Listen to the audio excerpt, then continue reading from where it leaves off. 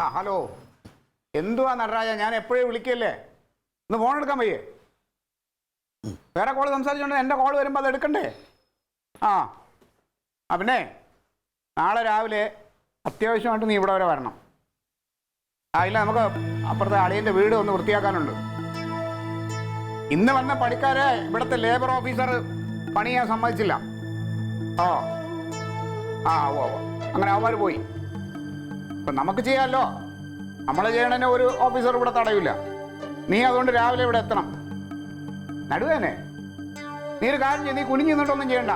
നിന്നിട്ട് നിനക്ക് മുകളിലോട്ടുള്ള സംഭവങ്ങളൊക്കെ ചെയ്യാമല്ലോ, അത് ചെയ്താൽ മതി.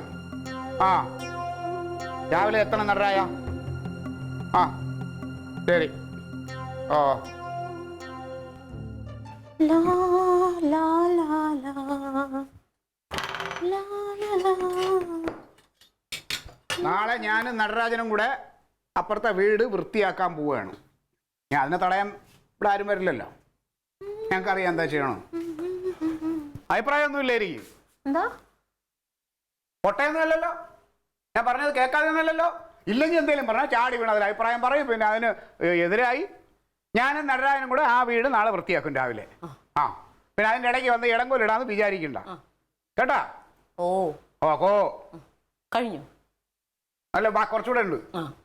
അതും കൂടി കേൾക്കട്ടെ. ആ അതുകൂടെ കേൾക്കട്ടെ. നടക്കാത്ത കാര്യങ്ങൾ എന്തിനാ ക്ലീറ്റോ? അതിനൊക്കെ എന്തിനാ ഞാൻ അഭിപ്രായം പറയണേ?